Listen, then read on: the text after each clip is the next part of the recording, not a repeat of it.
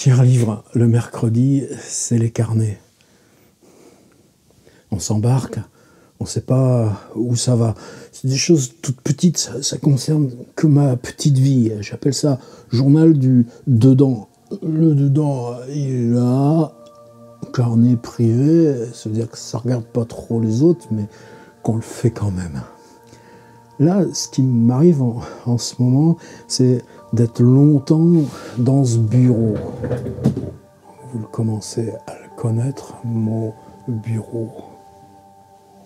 Oh, ça c'est pas très académique dans le monde du cinéma, ce genre de plan. Mais c'est cette proximité qui m'intéresse. De toute façon, on va jouer avec le petit volume, puisque tête ou mur, finalement, c'est un peu pareil. Qu'est-ce que c'est un bureau? C'est l'autorisation de mettre sa tête un peu plus grand, juste là où on a ses murs. Ajouter à ça un autre élément, j'essaye le soir de ne pas monter d'iPad et donc d'avoir un moment de transition non connecté avant l'endormissement. Mais je crois que c'est surtout d'être longues heures ici, sans trouble d'image extérieure. Après, ça vient vite à manquer, c'est autre chose. Mais juste, simplement, le travail, c'est ce qu'on fait là sur Alice's, c'est-à-dire cette espèce de carnet qui sert à brouillonner même des textes. Des fois, tu as même des trucs totalement intimes. Après, de temps en temps, tu effaces le fichier des trucs totalement intimes parce que tu ne veux pas que ça sert à voir. C'est pas ça qu'on cherche à faire ici. Dans ces phases de vie où il y a à la fois des intensités très grandes, par exemple, aller faire les 2 jours de stage à Chambéry, ou la semaine d'avant, aller faire cette journée très intense aussi à Liège, en école de design, groupe de recherche sur les objets. Puis tu reviens, et puis tout d'un coup, c'est ce que Michaud appelait les journées de silence, et avoir besoin de ces étapes de silence. Alors, quand je m'endors, en ce moment, il y a une phase, c'est pour ça que j'en ai un peu on peine à venir dire des choses comme ça. C'est-à-dire que tu laisses aller la transition de la lecture pour passer dans un univers où tu as l'impression que tu marches encore dans ces couloirs, dans ces galeries, dans cette ville. Mais c'est pas une ville réelle, c'est déjà une ville qui est faite de morceaux de rêves que tu aurais déjà rêvé. Et tu rêves pas encore puisque tu es partiellement conscient. Tu n'ouvres pas les rêves. Simplement, j'avais jamais travaillé sur cette instance-là particulièrement. Être attentif et vigilant sur le fait que dans cette transition au sommeil, dans l'avant-perte de conscience, on peut déjà avoir une période qui n'est pas une réminiscence de rêve, qui est se construire en état de rêve et qui appelle ces grandes choses qui sont pas toujours rassurantes, mais qui peuvent être très familières et qui sont les lieux qu'on ne visite qu'en rêve. Tu es là, tu les approches, tu abordes, tu sais qu'ils vont bientôt te prendre, te requérir. C'est la séquence numéro 1. C'est important que dans ces carnets, on travaille le rêve. Alors, c'est pas directement lié, mais un peu quand même. En ce moment, je suis totalement... j'aime pas dire schizophrène parce que c'est des mots psychologie et j'ai pas la science ni le savoir de ces trucs-là. Je veux dire, ni comme aurait dit Walt Disney autrefois, je suis un homme déchiré. C'était dans une chanson de Walt Disney, mais je sais plus d'où ça venait. Les enfants qui avaient chanté ça dans une fête d'école, mais il y a au moins, ils sont grands mes enfants, donc il y a au moins 20 ans. Enfin donc, il y a une partie de moi qui est là, une partie de moi qui est là. Le truc qui est au milieu, s'il ne change pas, c'est cette espèce d'appareil qui me provoque lui-même cette division, puisque sur cette partie-là, à gauche, il y a un petit logement où on ne met pas une carte SD, mais on met 2 cartes SD. Et dans le menu, on règle que les vidéos s'en iront sur la 1, les photos sur la 2. Et j'avais besoin de toute façon de retravailler sur la photo. Maintenant, je commence à comprendre. C'est-à-dire de travailler vraiment sur la photo avec ce petit journal image, c'est-à-dire de le tenir en direct. Ça m'a permis de rassembler, de reprendre la base totale de toutes mes archives qui étaient dispersées dans plein de disques durs. Et puis finalement, avec Lightroom, tout ça est catalogué. Alors, c'est un voyage intérieur, c'est un voyage dans son propre temps. Mais ce propre temps, pour le garder affleuré, pour le garder vivant, il y a besoin de le retravailler. Donc, de travailler des images au quotidien. Après, c'est ça. C'est-à-dire, là, la journée de Chambéry, il y a peu d'éléments où j'ai vraiment de la disponibilité, parce que tu te dois aux étudiants, c'est lourd, c'est complexe, il y a des propositions d'écriture, il y a s'immerger dans leur texte. Et puis, il y a eu 2 petites échappées. Alors, une échappée, par exemple, c'était un objet, c'est pas encore en ligne tout ça, ça va l'être bientôt, c'est une espèce d'entrée. Alors, je pense que la fac étant tout en haut de la ville, et elle-même sur un espèce de champ, ça devait être bêtement une citerne avec une espèce d'entrée souterraine, enfin, d'entrée bétonnée, protégée, mais sans vraiment d'indication. Et puis là, tout d'un coup, tu as l'impression que ces espèces de fortins, tu as déjà vu ça tellement en littérature, ces espèces de, justement, de fortins intérieurs. Si tu rentres dans l'intérieur de la Terre, il y a quoi? Il y a quoi qui te protège? Il y a quoi qui t'isole? Donc, c'est dans le réel des lieux interstitiels qui sont des lieux fiction. Donc à ce moment-là, qu'est-ce que tu fais? Tu appuies sur le bouton du haut ou appuies sur le bouton de face. Si tu appuies sur le bouton du haut, ça filme et tu vas faire 10 plans de 5, 6 secondes. En tout cas, tu as largement de quoi tenir, même en 10 minutes, à faire un plan là, un plan là, un plan là, un plan là, un plan là, un plan là, blablabla. Et ça, je sais faire. Je l'ai fait souvent. Et tu as une matière vidéo. Évidemment, c'est immobile, c'est des plans images fixes, mais j'avais le même monopode là, avec moi.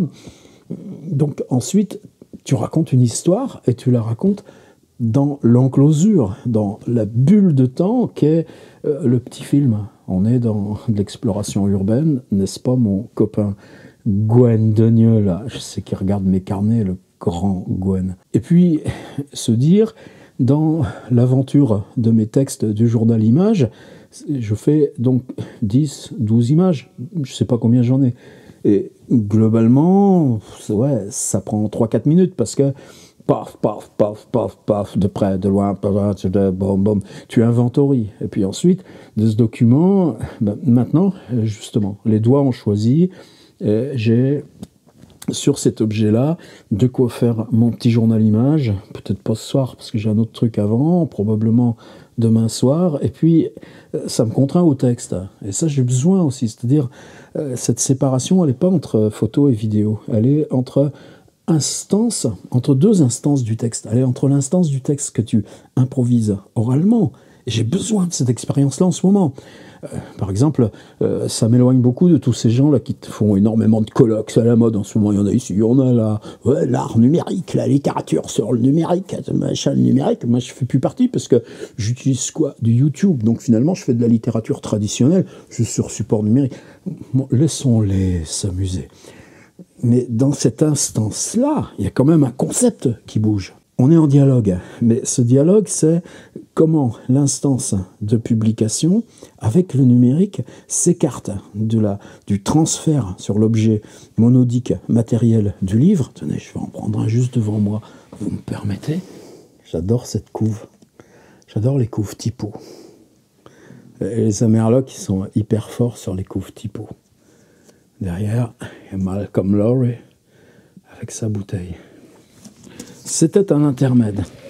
Donc, si on touche avec YouTube cette instance de la parole qui devient publication, enclosure temps, fable et fiction, se transportant via les usages numériques, y compris les usages du partage, les usages réseau, y compris l'ambivalence de YouTube, qui fait qu'on peut continuer d'écouter, mais en continuant son boulot sur un onglet à côté, qu'on n'a même plus besoin d'une spécificité podcast, d'une spécificité YouTube, ou tout simplement parce que c'est aussi moteur de recherche, archives, enclosure dans beaucoup de petites choses. Pour en revenir à ce truc de Chambéry, donc, je pense que la division, et là, si j'ai besoin de ces carnets, c'est parce que quand même ça oblige à creuser dans le sérieux. Comme à Pompéi, hier soir j'ai lu un article, en fait ils essayent de ne plus fouiller pour protéger, parce que tout ce qui est enterré, c'est protégé. Nos conneries, trucs, ça fait de la tour Eiffel Pompéi, et c'est destructif. Mais ils peuvent pas s'empêcher de rogner, parce qu'ils disent, oh là, il y a une grosse falaise noire, oh la falaise noire, faut la consolider, on la pousse, et hop, qu'est-ce qu'on dégage? C'est encore des maisons, encore des rues, elles sont encore plus belles que ce qu'on n'avait jamais imaginé qu'il y aurait. Nous sommes dans le web, le Pompéi d'aujourd'hui. Ça vous ferait pas un colloque, ça, les copains universitaires? Vous voulez dire que la séparation, elle n'est pas entre photo et vidéo. La séparation, elle est entre l'instance du discours que tu tiens. Si c'est photo, ça m'oblige à l'écrire sur le clavier. Si c'est vidéo, ça me fait prendre l'histoire que je raconte ici. Et comment, en fait, je ne peux pas trancher parce que j'ai besoin des deux usages. Question ouverte. On y reviendra. Point suivant. On change de direction. Des fois, je tourne en rond, mais c'est exprès, c'est des carnets du tourne en rond, je devrais les appeler. Tiens, j'ai pas modifié la hauteur, je m'étais dit que je modifierais aussi les hauteurs. C'est parce que je suis assis sur ma chaise à roulette. Toujours un petit truc un peu délicat dans ces impros, c'est que le risque qu'on prend, c'est le risque du sans-trace. La trace image, toujours le petit point rouge. La trace son, c'est plus ambigu. Là, je ne suis pas relié mécaniquement à l'appareil. C'est le petit micro qui est sur la veste. J'ai même mis un petit scotch pour qu'il ne frotte pas trop sur les vêtements. C'est compliqué à régler, ces petits machins. Et puis, en appui, par sécurité, j'avais laissé le gros micro comme en fonction, tu me prends l'ambiance là dans la pièce. Donc comme ça, j'ai une piste en rab, mais j'avais oublié de l'allumer, ça m'arrive tout le temps. Là, je viens juste de rappuyer. Espérons que tout ça marche. Mais l'ambiguïté, là encore, l'ambivalence, c'est toujours se dire, est-ce que précisément le fait de ne pas avoir de sécurité, c'est-à-dire que toute cette impro puisse s'en aller, c'est quoi de l'impro qui s'en va? C'est toi, dans ta station immobile, à ton bureau, du 6h le matin jusqu'à 11h le soir. Donc, en gros, ton état standard de vie, c'est cet état d'impro permanente, basse densité, haute densité, rupture, à l'épicé, qui ne fait pas trace. Et puis, de tout d'un coup, tu te dis, 30 minutes, max, je fais trace. Alors, tu as des petites lampes rouges qui s'allument, mais tu n'es jamais sûr que ça va marcher, en fait. Ça, c'était un point supplémentaire au point prévu, donc point suivant. Ah ben, ça revient un petit peu au même. C'est un bon copain. Mais j'ai des tas de bons copains dans le web, et des tas de bons copains qui sont seulement un petit bout de pied dans le web, et puis des tas de copains aussi qui sont pas du tout dans le web. C'est plus difficile. Alors, il y en a qui continuent d'utiliser ce machin en tant que téléphone. Moi, je sais, c'est toujours l'impossibilité de notation. C'est un ordinateur à main. L'ordi-paume. L'ordi-paume, ça tombe bien, puisque pomme, c'est pas un jeu de mots du tout. Et donc, ce copain, je tiens à garder avec lui relation. Je tiens à garder avec lui échange. Depuis 6 mois, on n'avait plus d'échange. Donc, il met un petit message sur Facebook en public. Après, je lui réponds en privé. Ça serait bien, mais pourquoi tu m'écris pas? Mais non, lui, c'est pas les mails, c'est pas les machins. Et donc, alors, je craque un petit peu. Mais dis-moi quand on peut s'appeler. Et alors là, vous savez ce qu'il me répond? Il dit, tu peux m'appeler à 9h30, à 15h ou après 22h. Et là, j'ai paniqué. Alors évidemment, le lendemain, je l'ai appelé à 9h30. On a eu notre petit 10 minutes d'échange. Bon, c'était parfait. Et c'est quelqu'un dont je confirme l'importance. Bon, en plus, on avait des choses pas faciles à se dire.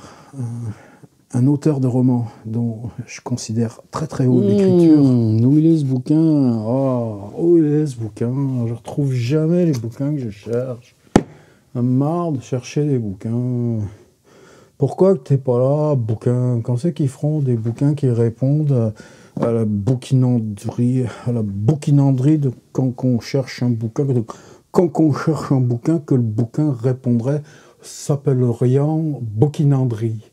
La bouquinanderie, c'est le bouquin qui répond que quand tu l'appelles, il vient. Et celui-là, bah, il vient pas, alors que je suis sûr qu'il est là, parce que je l'ai encore vu il y a pas longtemps. C'était un livre justement sur la question du roman, un livre sur comment écrire les enjeux du roman. Bah tant pis, j'en parle pas. Enfin bon, ce copain a fait un livre important sur la question même de ce qui nous lie au roman, il y a une dizaine d'années. Et là, dans son travail, qui ne change pas le travail, mais il avait poussé les curseurs un tout petit peu plus et était allé vraiment dans roman, personnage, histoire, monde qui n'est pas le nôtre. Et ben, moi, j'avais calé.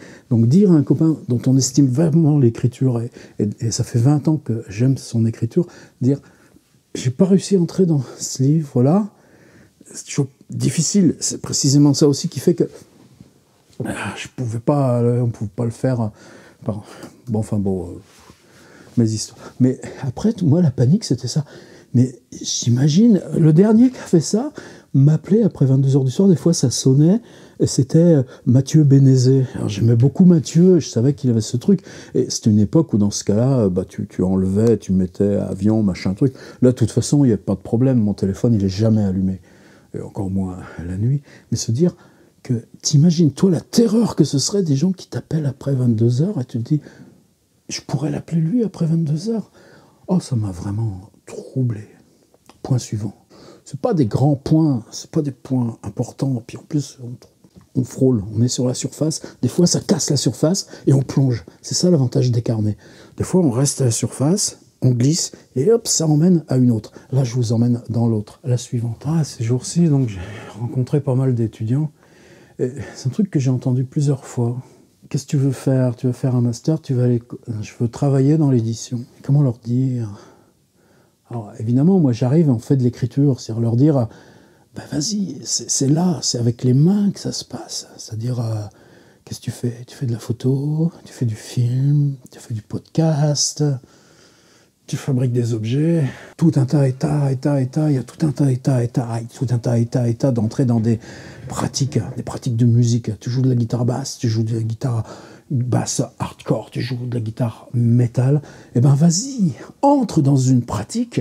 Et l'édition, de toute façon, c'est ça le déplacement de paramètres, c'est que l'édition, de toute façon, qu'elle soit musique, qu'elle soit peinture, fabriquer la toile et puis accrocher, ou qu'elle soit tout simplement passée du geste là de l'écran à la mise en page, etc. Édition, c'est à nous, c'est devenu individuel. Après, il y a le passage à la commercialisation, et dans ces dispositifs de commercialisation, eh bien, il y a des travaux d'équipe. Par exemple, si tu as fait HEC, il n'y a pas de problème. Probablement qu'on va t'embaucher. Mais sinon, les couloirs des maisons d'édition, c'est la mort, c'est désert. Ou alors des toutes petites structures, mais minuscules. Et celles-là, elles sont actives. Celles-là, il faut bouger le truc. Mais simplement, elles vont prendre une stagiaire, ou un ou une stagiaire, une fois par an, dans le master d'édition qui est pas si loin. Il y a des bons masters d'édition. Par exemple, là, cette discussion qu'on avait, je dis, si c'est plutôt jeunesse, tente le coup d'aller à Clermont-Ferrand. C'était déjà trop loin. J'ai dit, mais attention, pourquoi dans ce que tu dis et ce que tu me décris, il y a quelque chose de terrain, et la question de médiation, par exemple, ce que ça ouvre avec bibliothèque, ce que ça ouvre, ce serait plutôt, par exemple, le master Poitiers, avec du numérique. Elle n'aimait pas le numérique. Travailler dans l'édition, master et machin, de trucs de communication, de la culture, médiation culturelle. Il y a quelque chose qui ne va pas, parce qu'à chaque fois, c'est totalement séparé, toutes ces espèces de fabriques de l'interrogation sur la pratique. Voilà pourquoi je ruminais ça. Je mets ça en stand-by, parce que ça ne me fait pas que des copains, tout ça. Mais c'est pareil, ça ne me fait pas que des copains si on prend comme ça, mais se dire, par exemple, c'est pour ça que Clermont-Ferrand, Poitiers et tout, pour moi, là, il y a des trucs qui se passent. Puis la liste, évidemment, n'est pas limitative. Mais comment tu peux faire ça sans interroger le statut même de la culture et sans déplacer ce premier truc qui est la médiation par la pratique, par l'appropriation de la pratique. C'est-à-dire, commence donc par écrire toi-même ton bouquin. Peut-être ça t'amènera à l'édition. Je pense à, tiens, Charlotte Guy. Comment ça s'appelle sa maison? Charlotte Sometimes. Ça fait 5 ans que ça existe. Elle a fait un master édition. Bon, elle travaille à côté. N'empêche qu'au bout de 5 ans, ça commence à prendre la gueule, son truc. Mais waouh, qu'est-ce que c'est rude. C'était dans mes emails.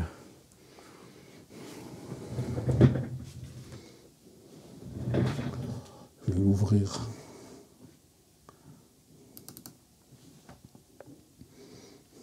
De toute façon, vous n'arriverez pas à lire trop le détail, les noms et tout ça. C'est juste pour me souvenir des phrases.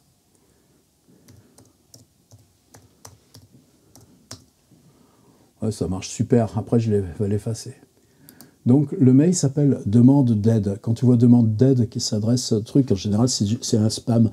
Oh, je suis dans la détresse. Peux-tu me téléphoner en cliquant le lien? Donc, en général, demande d'aide, c'est un peu bizarre. Bonjour, virgule. Il n'y a pas bonjour François Bon, il n'y a pas bonjour, virgule. Je. Mais qui est je? On ne sait pas. Souvent, tu as un petit truc. Étudiant ou doctorant ou à l'université machin ou sur la recommandation de mon prof un tel. Non, je compte me lancer dans une thèse. Je compte me lancer dans une thèse. En général, quand on travaille avec les futurs doctorants, ce qui m'arrive ou ce qui m'est arrivé, on commence déjà par dire, non pas je compte me lancer, mais c'est quoi là où toi tu as ton centre de gravité? C'est quoi là où toi tu as ce qui t'aspire? C'est où que tu as les griffes? C'est où que tu as le monstre? Eh bien, entrons dans le monstre et voyons ce qu'en sort. Je compte me lancer dans une thèse concernant des écrivains particulièrement présents, au singulier, sur Internet. Point. Seriez-vous prêts? Et là au pluriel. Sur le principe, avec un P majuscule A, principe, à me consacrer un peu de votre temps, interview, échange sur le sujet. Merci par avance, virgule, le nom. Et là, était Windows 10 N, ça a coposti star. Alors, moi, quelqu'un qui se présente pro, puis avec une idée aussi limitée, en plus c'est faux, parce que écrivain présent sur Internet, on a vu ça combien de fois depuis 20 ans, quoi. C'est-à-dire, d'abord, c'est écrivain présent sur les blogs, écrivain présent sur les réseaux sociaux. Là, on revient à Internet en général, mais c'est pas ça la question. C'est dire comment Internet fabrique ses propres formes, comment Internet invente ses formes, ou comment nous, auteurs, pouvons nous saisir en ski nautique de ceux qu'inventent des formes. C'est aussi générationnel. C'est pas simple pour un vieux zozo comme moi de dire ce qui s'invente sur Internet, en quoi, de toute façon, d'abord, ça déplace le statut même de l'auteur, la notion même d'auteur. C'est-à-dire la vieille figure, mais ça c'est passé combien d'articles sur mon site, c'est-à-dire l'invention symbolique de l'écrivain au XIXe siècle. Comment aujourd'hui, non, ça marche plus. Alors oui, le blog le déplace, mais si on part du principe écrivain sur le net, de toute façon, t'as râpé ton truc, mon gars. Alors je lui réponds, tout simplement, comme il ne se présentait pas, je lui réponds non, point. C'est une réponse, hein. Je compte me lancer. Seriez-vous prêt sur le principe à me consacrer un peu de votre temps? Non, point. Bon, c'est comme ça, une question comme ça. Et je mets quand même un petit post-scriptum. Attention à l'orthographe et la grammaire. C'est quand même, concernant des écrivains au pluriel particulièrement présents au singulier, seriez-vous prêt au pluriel et non pas au singulier? Ça me semblait quand même un peu. Qu'est-ce que vous voulez? J'ai des attachements, j'ai des principes avec un P majuscule comme le gars. Et vous savez ce qu'il me répond? Demande d'aide. Au moins, vous avez le mérite d'être clair. Merci tout de même pour votre rapidité à défaut de votre politesse. Bah, c'est bien, j'arrive à faire des ateliers d'écriture à distance, je lui ai fait écrire une sacrée belle phrase à mon petit gars. Allez, point suivant. Mais quand même, si c'est pas, je dis pas par cas isolé, je dis pas pour me foutre de sa gueule. Je dis ça comme chose qui révèle des trucs dans la machine. Il y a besoin d'aller regarder ce qui se passe dans la machine. On a presque fini, les gars. Qu'est-ce que j'ai pas utilisé? Tiens, on va se tourner là. Là, c'est ma bibliothèque. Par exemple, depuis longtemps, des fois, on me demande c'est quoi la tête du gars là, sur le livre. C'est un gars qui s'appelle Frédéric Bleuet, qui est sculpteur. J'ai une immense dette à Frédéric. C'était mon meilleur copain à la Villa Médicis. Et puis, une fois, et Frédéric, je n'ai pas vraiment eu de nouvelles depuis l'après immédiat de la villa. Ça s'est espacé. Et puis, je crois qu'il y avait ce truc de dire sculpteur, t'avances dans ton tunnel. Mais moi aussi, j'avance dans mon tunnel. Simplement, c'est un tunnel où il y avait des bouquins, des articles. Donc, bon, enfin, la relation s'est distendue. Et j'étais à Tanger, donc c'était 2013, je m'en souviens bien. Il y a une petite librairie française. Je chante dans la librairie française et la librairie de Tanger, en plus, je n'ai pas demandé, je ne sais même pas. Ce que je regrette, c'est qu'il y en avait 4 ou 5, j'aurais dû acheter les 5. J'en ai acheté qu'un, mais je l'ai gardé depuis.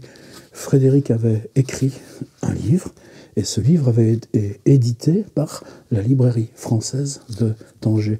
Alors je le garde ça, là sur mes étagères. Des petits bouts d'Arnaud de la Côte. Arnaud, t'as vu, l'autre jour, elle est tombée, elle s'est un peu pétée, alors j'ai recollé, donc excuse-moi, t'es un peu la tour de Pise, c'est Arnaud de la Côte de Pise, je l'appelle. Mais je l'aime bien quand même avec son petit air penché. Un petit bout de l'Etna, un petit bois flotté, je sais pas d'où il vient. Ça vient les gars de Fos-sur-Mer qui m'avaient donné ce truc de fonte brute en bas des laminoirs. Ça, c'était trouvé sur la Zeekonk, juste en bas de là où habitait H.P. Lovecraft, et vous venez se promener tous les jours. Et ça, c'est un double CD de Led Zepp, How the West Was Won. Comment nous avons conquis l'Ouest. C'est mon copain Philippe Ramy qui me l'avait offert. Simplement, je l'avais déjà. Et je me dis, mais Philippe, je l'ai déjà, tu le veux que je te le... Non, alors du coup, je le garde comme souvenir de Philippe Ramy. Point suivant, même si celui-là n'était qu'une transition. En retravaillant justement cette grosse base d'images rassemblées, puis là, en reprenant sur... attention, touche pas, faut pas que j'appuie sur les boutons en même temps que je recadre. Ça va là? Et un reflet bizarre bleu. On s'en moque, c'est pas ça qui compte.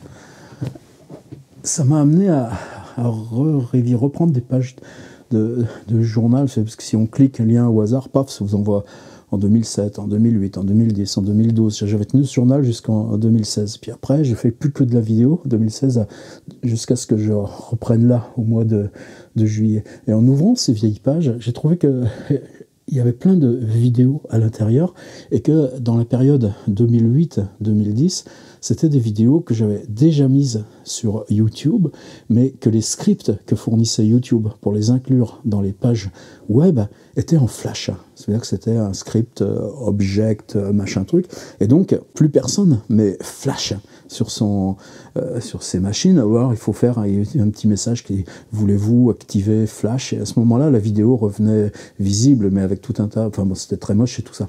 Et par contre, si je cliquais si je prenais à l'intérieur du script Flash le truc allez voir vidéo machin truc, si j'isolais l'adresse de la vidéo YouTube, d'une part, ce qui était marrant, c'est que c'était une adresse, vous savez, ça mélange des chiffres, des lettres et des petits tirets, mais chaque vidéo a son adresse. Eh bien, ça tenait en 8, c'est-à-dire 8 caractères permettaient à YouTube, Google donc, parce que c'est la période même où YouTube est passé à Google, peut-être pour ça d'ailleurs qu'il y a eu ce truc de Flash, et ça séparé de Flash, qui est mort ensuite. Et finalement, Avant, la plaque d'immatriculation des voitures vidéo tenait en très peu. Maintenant, c'est une chaîne de caractères beaucoup plus longue, mais sur le même principe. Donc j'isolais cette chaîne de caractères, je la reprenais sur une adresse YouTube, watch égale machin, je l'intégrais là, et ça me redonnait l'accès à ces vidéos. À partir de ce moment-là, je refaisais intégrer, et là c'est un truc qui s'appelle Frame, iFrame, machin, et je pouvais les remettre de façon lisible.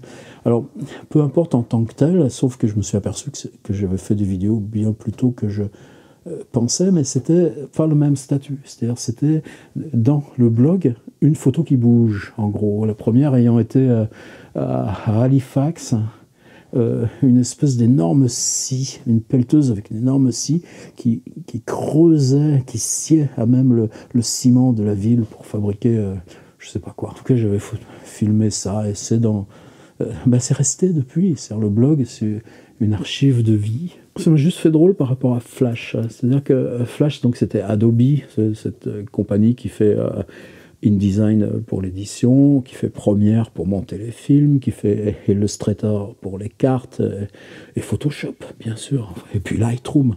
Moi, il n'y a plus que Lightroom dont je me serve de Adobe, mais à cause de ça, j'ai des machins Adobe. L'autre jour, j'en ai compté 130, des petits scripts qui tournent en permanence dans ma CPU d'ordinateur. Ça, c'est des autres problèmes. Mais Flash, c'était une espèce de... comme le PDF. C'est-à-dire, PDF, c'est Adobe. C'est-à-dire que c'est quelque chose dont on se sert partout, mais par exemple, même Word, il l'utilise sous licence. C'est-à-dire, dans mon Word, si je fais enregistrer sous PDF, si je suis connecté, ça va, mais si par exemple je suis hors ligne, ils vont me dire on n'a pas pu vérifier que... donc PDF reste un outil, une marque privative de Adobe. Peu importe en tant que tel, sauf qu'il y avait ce jeu, par exemple JPEG, c'est pareil, format JPEG, à l'origine, c'est un truc sous brevet, c'est pour ça qu'on a mis JPEG ou PNG, etc., etc. C'est compliqué tout ça, mais c'est juste parce qu'on est un peu dans la préhistoire et que ces choses qui vous sortent ou qui glissent de la préhistoire restent partie de vous et en même temps, s'en vont dans le passé. C'est-à-dire qu'on a assisté à la disparition de Flash, alors que Flash, pendant toutes ces années de premier web, c'était cette espèce de vocabulaire qui aurait pu devenir universel comme le PDF pour intégrer dans le web des éléments avec du son et de l'image film. J'avais jamais vu que, disons jusqu'en 2010, bien tassé, les intégrations YouTube utilisaient Flash, point à la ligne. J'ai changé la disposition de ma pièce, juste pour avoir plus de place à bouger dedans. Donc je peux me mettre où je veux pour parler, mais en même temps il y a les petites loupiottes, et je peux même poser mon monopode sur mon bureau.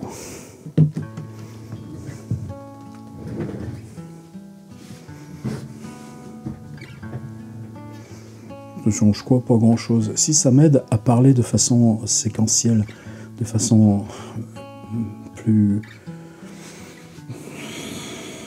tranchée, accentuée. Question formelle, comment on structure l'impro? Les musiciens le savent bien. Nous, on a encore tellement à apprendre. Je voulais parler de ces espèces de rêves qui reviennent. Là, récemment, je suis allé en Vendée et j'ai retrouvé ce village où j'avais habité, disons, jusqu'à la 6e, jusqu'à mes 11 ans, en 1964. Et puis, par contre, ce point, on allait à la plage avec la petite rue qui va tout droit vers la mer. Et peu importe que vous ayez vu la vidéo ou pas, c'est juste que cette rue qui va tout droit vers la mer, elle est constamment présente dans la structuration des rêves. On vient, et à cet endroit où ça bute contre la mer, avec l'île de Ré, La Rochelle, il y a toujours quelque chose qui se passe, et je m'étais assis sur ce banc et j'avais joué ça. Ensuite, de la 6e à la 1re, c'était un patelin dans le sud de la Vienne. Bon, je sais que je dois y retourner, je sais que le moment n'est pas venu encore que j'y retourne, c'est autre chose. Mais quand je m'interroge sur ce patelin, par exemple, une chose qui me hante, c'était 2 ans après la mort de mon père. il s'agissait de vider la maison qu'on avait dans cette petite ville, j'appelle Civray, ville complète dans certains textes. C'était le cas dans les années 60, c'est plus le cas du tout maintenant. Parce que cette maison était revendue et ma mère gérait juste ce qui serait son nouveau paysage. Et moi, je descendais, c'est en haut d'une côte, et moi, je descendais de la maison par la côte, avenue Henri Roucher, vers le centre de la petite ville. C'est quoi? Acheter du pain, aller à la poste, me balader, j'en sais rien. Et puis, ma mère remonte en voiture, il y a longtemps de ça, hein, 2001, ça devait être 2002, 2003, ça fait plus de 15 ans. Elle remonte en bagnole, elle conduisait encore, et je vois la voiture. Ma mère, je lui fais bonjour. T'inquiète pas, je m'en vais 5 minutes, mais je reviens, attends-moi. C'était tout. Et je vois ma mère qui s'arrête sur le bord. Alors donc je traverse, je vais dire, mais c'est bon, je vais revenir à pied, j'ai pas besoin de... Et ce qu'elle me dit, c'est qu'elle avait vu mon père. C'est pas moi qu'elle avait vu, c'est ça qui l'avait terrorisé. La silhouette qui descendait la côte et qui lui avait fait bonjour, c'était le mort. Et dans cette petite ville, il y a une rivière, donc la Charente, il y a une île, il y a 2 ponts, il y a 3 ponts, les 2 ponts là, qui passent sur cette espèce d'île, et puis un pont un peu plus grand, on l'appelle le Grand Pont d'ailleurs. Et juste après le Grand Pont, il y a une toute petite rue coudée qui suit la rivière, et qui suit un bras de la rivière, un bras qui alimente en fait un ancien moulin, c'était devenu la clinique, enfin bon, peu importe la disposition. Mais très souvent, ce chemin-là, c'est celui qu'on prenait pour revenir du collège. C'est-à-dire, au lieu de continuer, et puis de prendre à droite, ça s'appelait la rue du Commerce, qui ramenait à la grande place où on habitait à l'époque, eh ben, on prenait ce petit raccourci. Ce petit raccourci, l'eau était plus immobile, l'eau était plus noire, l'eau était plus lente, ou alors au contraire. Et cette petite rue coude, en plus, c'était que des garages, des entrepôts, des granges. C'était pas dans ce petit truc, c'était ce qui desservait par l'arrière la très vieille rue médiévale qui s'appelait rue du Commerce. Maintenant, il y a quoi rue du Commerce? Des kinés, des assureurs, et puis des Anglais. Il y a même une épicerie anglaise parce qu'il y a tellement de maisons qui ont été achetées par... C'est la fin, je peux raconter ça. Et ben, cette petite rue-là, elle est tout le temps présente dans les rêves. C'est-à-dire quand je suis dans un rêve où il y a cette espèce de coude, cette présence de l'eau qui affleure la rue, et puis ces maisons avec rien, je sais où je suis dans mon rêve. Voilà, c'était les carnets de cette semaine. À la semaine prochaine.